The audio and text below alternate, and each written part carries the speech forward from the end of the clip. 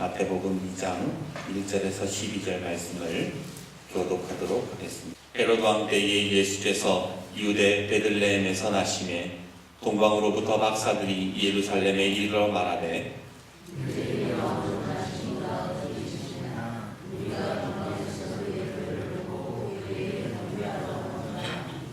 헤롯 왕과 온 예루살렘이 듣고 소동한지라.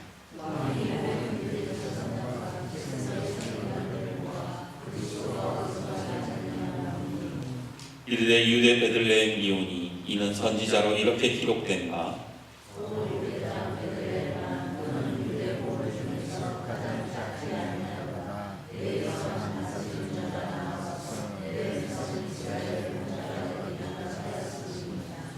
이에 헤롯이 가만히 박사들을 불러 별이 나타난 때를 자세히 묻고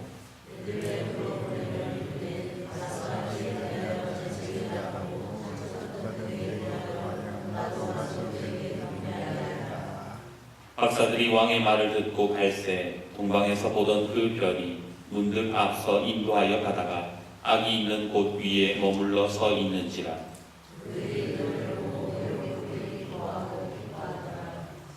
집에 들어가 아기와 그의 어머니 마리아가 함께 있는 것을 보고 엎드려 아기께 경배하고 보배합을 열어 황금과 유향과 몰약을 예물로 드립니다.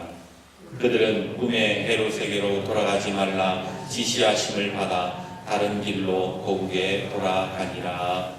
오늘 얼마 전에 길을 가는데 길에 큰 현수막들이 수십 개가 걸려 있었어요. 그 현수막에는 뭐라고 적혀 있었는가? 로열 웨이, 영국 여왕과 왕자가 걸어갔던 길. 영어로 로얄이라는 말이 무슨 말입니까? 국왕이라는 말이에요. 웨이라는 말은 뜻은 뭐예요? 길이라는 말입니다. 왕이 걸었던 길, 그것이 바로 로열 웨이다라고 그렇게 하는 것이지요. 20여 년 전에 영국 엘리자베스 2세 여왕이 이곳 하회 마을에 방문을 했습니다. 그리고 그 아들이 앤드류 왕자죠. 앤드류 왕자가 또 이곳에 방문을 한 다음에 하회 마을에서 저기 농수산물 공판장 그리고 공정사에 이르기까지 약 32km의 길을 갔다고 해서 그 왕이 지나갔다고 해서 그 길을 로열웨이다 그렇게 이름을 붙인 것이지요. 사실 앤드류 왕자가 차 타고 지나갔지 뭐 걸어갔겠습니까? 영국 왕족들이 얼마나 대단한 사람들인지는 모르겠는데 그렇게 막 뉴스에서 홍보를 하고 왕자가 왔다 그러고 막 뉴스 나오고 현수막 걸고 그런 거 보니까 왠지 좀 쓴웃음이 나는 거예요. 왜냐하면 이 땅의 진정한 왕이신 예수님이 걸으셨던 거기에는 아무도 관심이 없고 그냥 영국의 왕자 하나가 왔다고 해가지고 그렇게 대대적으로 홍보하고 잔치를 벌이는 거 보니까 별로 마음이 씁쓸하더라는 거예요. 영국 여왕과 그 앤드류 왕자가 이곳에 와서 뭘 남기고 갔습니까? 그 사람들 그냥 와서 구경하고 간 거잖아요. 뭐 우리 김 장로님 말씀으로는 생일상 차려줬는데 손도 안 댔다도 그러더만. 아무런 의미 없는 길을 그것을 로열웨이라고 그렇게 사람들이 나중에 이후에 방문하면 도장도 찍어주고 선물도 주는 것을 보면서 우리에게 영원한 생명을 주신 그 예수님이 걸었던 그 길에는 아무런 현수막도 걸리지 않고 그 누구도 환영하지 않았고 그 누구도 기념하지 않는 모습에 마음이 안타까웠던 겁니다. 오늘날의 모습이 그렇지 않습니까? 오늘 저와 여러분은 어떻습니까? 진정한 로열웨이, 왕이 걸으셨던 그 길이 어떤 길인지를 알고 우리는 그 길을 따라 걸어가고 있습니까? 무엇이 정말로 예수님께서 이 땅에 오신 이유가 무엇이고 왜 그 길을 걸어가셔야 했는지를 정말로 우리는 알고 있냐 말입니다. 오늘 왕이신 예수님이 걸으신 그 로열웨이를 제대로 알지 못한다면 우리는 또한 세상 사람들과 다를 것이 없는 인생을 살 수밖에 없다라는 겁니다. 그러기에 우리 옆에 분과 다시 한번 인사해 봅시다. 예수님은 나의 왕이십니다. 한 번 더 인사합시다. 진정한 로열 웨이를 걸어가십시오. 해마다 성탄절이 되면 괜히 사람들이 마음이 들뜨고 좀 즐겁지 않습니까? 왠지 뭐 크리스마스 이러면 좀 마음도 부근하고 기분도 좋죠. 하지만 성경을 읽어보면 예수님의 그 성탄절은 결코 즐겁거나 행복한 날이 아니었습니다. 왜냐하면 그날에 가장 비참한 사건이 일어났기 때문이지요. 예수님의 탄생을 알게 된 헤롯 대왕이 베들레헴에 사는 2살 이하의 아기를 모두 죽여버리고 말았던 것입니다. 그리고 성경은 그 당시의 상황을 이렇게 묘사하고 있습니다. 라마에서 슬퍼하며 크게 통곡하는 소리가 들리니 라헬이 그 자식을 위하여 애곡하는 것이라. 그가 자식이 없으므로 위로받기를 거절하였도다 함이 이루어졌느니라. 너무나도 슬퍼서 위로받기도 거절하는 그러한 상황, 가장 영광스럽고 기뻐해야 되는 날에 가장 참혹하고 슬픈 일들이 일어났던 것입니다. 하지만 그러나 세상만 슬펐던 것은 아닙니다. 이날은 하늘에 계신 하나님에게도 가장 슬펐던 날이었지요. 임용택 목사가 쓴 희망을 건져 올리라는 책에서 그 하나님의 슬픔에 대해서 뮤지컬 버스라는 그 내용을 가지고 이렇게 설명을 하고 있습니다. 실화인데요. 어느 시골 동네에, 스위스 시골 동네에 사람을 싣고 산길을 굽이굽이 돌아가던 버스가 갑자기 브레이크 고장을 일으킵니다.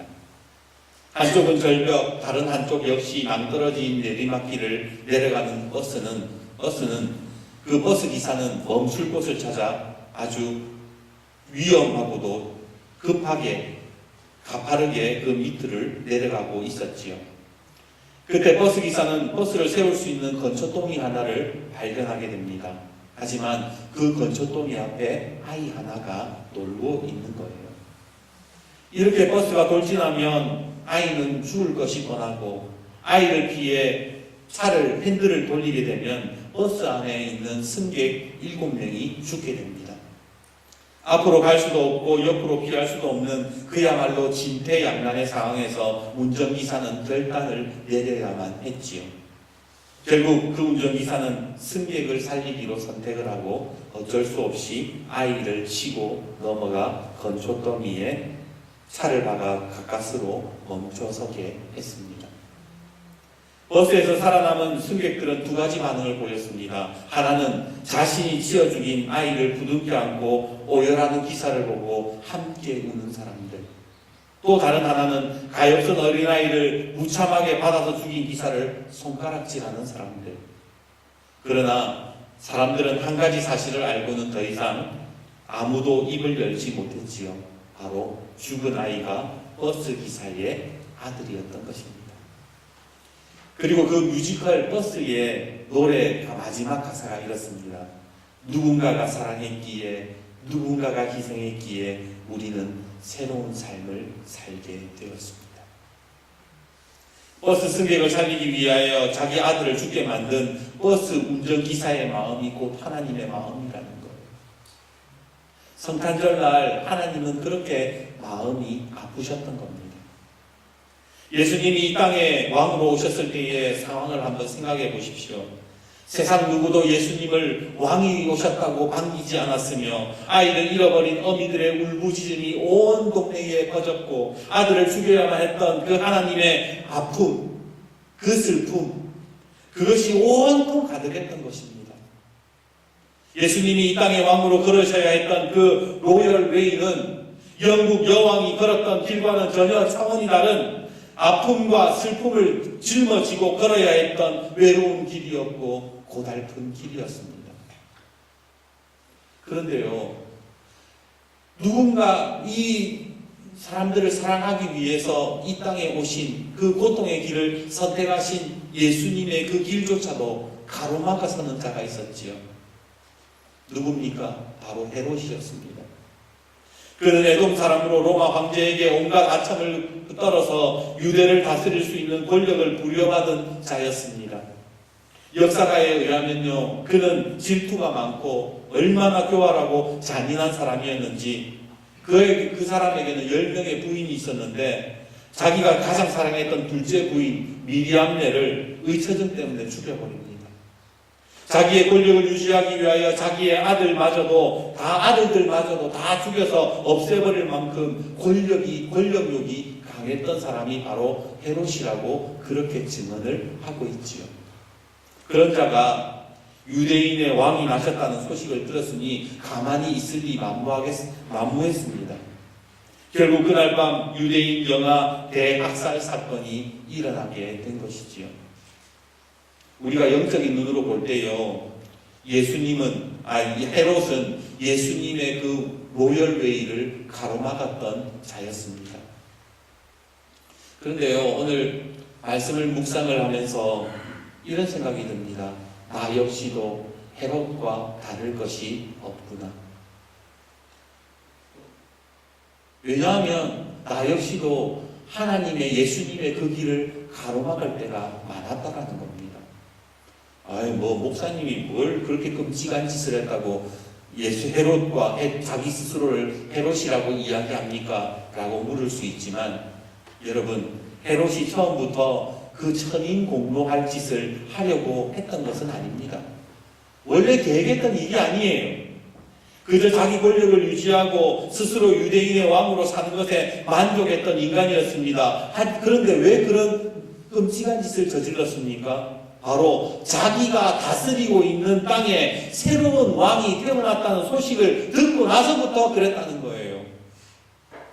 다르게 말하면 그는 인정하고 싶지 않았고 왕의 자리를 넘기고 싶지 않아서 그렇게 했다라는 겁니다.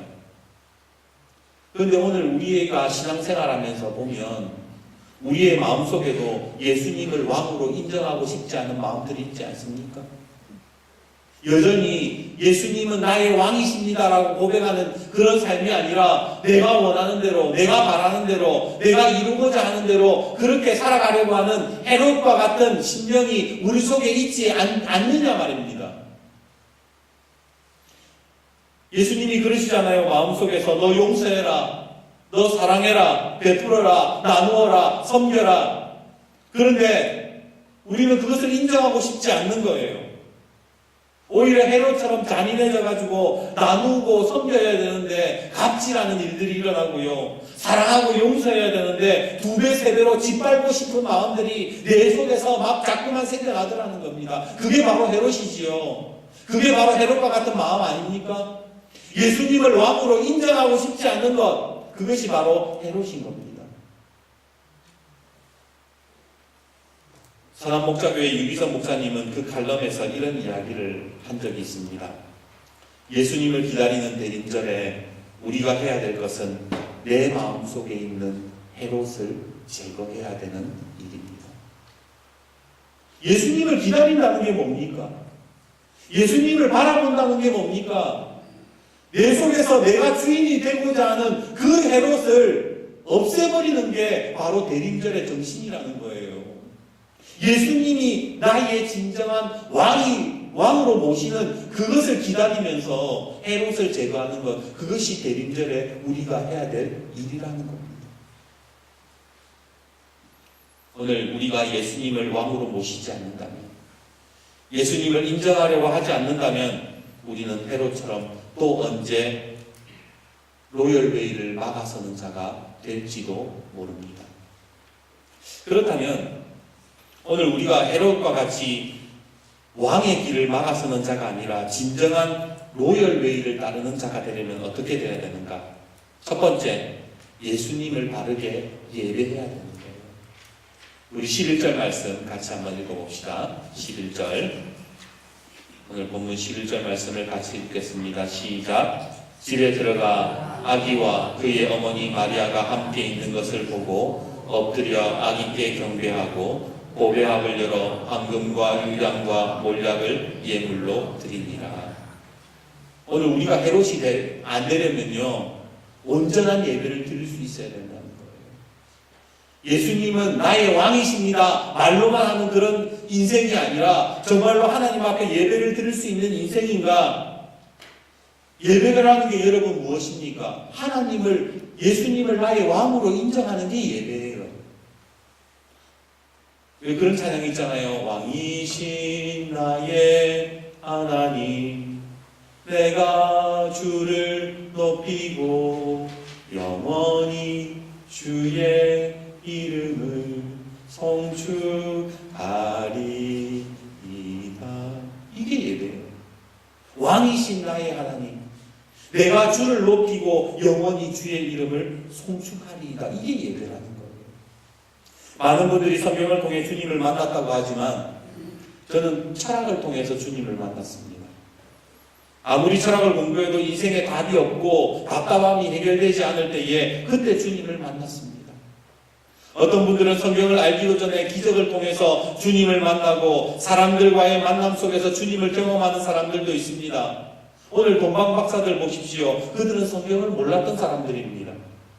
그저 별을 연구하고 그냥 별이 기이하니까 따라왔을 뿐입니다. 그러나 그들이 예수님 앞에 예배하기 시작하면서 그들은 진정 예수님을 왕으로 모시기 시작했다는 거예요. 그래서 우리가 바른 예배가 회복이 될 때에 예수님을 왕으로 모실 수 있는 거예요. 우리 속에 헤롯이 사라지는 겁니다. 두 번째로 우리가 로열웨이를 걸으려면 한번 따라해 보십시다. 성령의 지시하심을 받아야 합니다. 우리 12절 말씀 같이 한번 읽어봅시다. 12절 같이 읽겠습니다. 시작. 그들은 꿈에 헤롯에게로 돌아가지 말라 지시하심을 받아 다른 길로 고국에 돌아가니라. 뭘 받았다고요? 지시하심을 받았어요. 동방박사들이 별을 따라오기는 했지만 그들이 도움받을 곳은, 처음에 도움받은 곳은 성령님이 아니라 헤롯 궁전이었어요. 헤롯이었습니다. 그러나 예수님을 왕으로 모신 후에 동방박사들이 아기 예수님께 예배하고 황금과 유황과 몰약을 드리고 왕으로 모신 다음에는 어떻게 합니까? 더 이상 헤롯의 도움을 받지 않고 성령의 지시하심을 받았다고 성경은 그렇게 말씀하더라는 겁니다. 그리고 우리가 세 번째로 예수님의 그 로열웨이 왕이 가신 길을 걸으려면 다른 길을 선택해야 되는 겁니다. 우리 12절 마지막 말씀에 동방박사들이 어떤 길로 갔다고 합니까? 다른 길로 갔다고 해요. 다른 길로. 왔던 길은, 동방박사가 처음에 예수님을 찾아왔던 길은 학문의 길이었어요. 천문의 별자리를 보면서 자기의 지식으로 찾아온 길이었습니다. 그러나 돌아갔던 길은 다른 길이었어요. 예전에 많이 불렀던 복음성가 중에 주님 가신 길, 그 찬양 아시죠? 주님 가신 길, 십자가의 길, 외롭고도 무거웠던 길, 골고다의 거친 언덕길, 지치신 주님의 모습, 오 나의 주님 용서하소서, 죄인 위에 고난 받으셨네, 이 세상에 생명 주시길 그렇게도 원하셨던 길. 예수님의 길은요, 다른 길이었어요. 마태복음 7장 13절 14절에 주님이 이렇게 말씀하십니다. 좁은 문으로 들어가라. 멸망으로 인도하는 문은 크고 그 길이 넓어 그리로 들어가는 자가 많고 생명으로 인도하는 문은 좁고 길이 협착하여 찾는 자가 적으니라. 주님이 오늘 우리에게 말씀하신 게 뭐예요? 계속해서 다른 길로 가라는 거예요. 세상의 길 말고, 헤롯이 제시하는 길 말고, 세상의 학문적인 길 말고, 내가 길이요 진리요 생명이니 내가 걸어갔던 길을 너희들이 따라오며 따르면서 걸어가라고, 다른 길로 걸어가라고 계속해서 말씀하고 계시지 않습니까? 그렇다면 오늘 우리의 신앙을 한번 생각해 봅시다. 오늘 내 삶에 내가 왕이 되어서 살아가는가? 아니면 나는 다른 길로 걸어가는 사람인가? 주님을 왕으로 모시면서 예배하면서 성령의 지시하심을 받고 살아가는 인생인가? 아니면 헤롯처럼 예수님의 그 로열웨이를 가로막고 서서 가로막는 자인가? 우리가 한번 생각해 봐야 되는 것입니다. 바라옵기는 우리 여호수아가 그 여호수아 24장 15절에 여호수아가 고백한 것처럼 나와 내 집은 오직 여호와만 섬기겠노라. 그런 고백이 여러분의 가정과 여러분의 삶의 길을 주님의 이름으로 축복합니다. 이제 말씀을 맺겠습니다. 언젠가 선한목자교회 금요기도회 때에 그 김병명 목사님, 예전에도 제가 예화에서 이 목사님 이야기를 한 적이 있는데, 금요기도회 때 이 김병명 목사님이 특별 설교를 하신 적이 있었대요.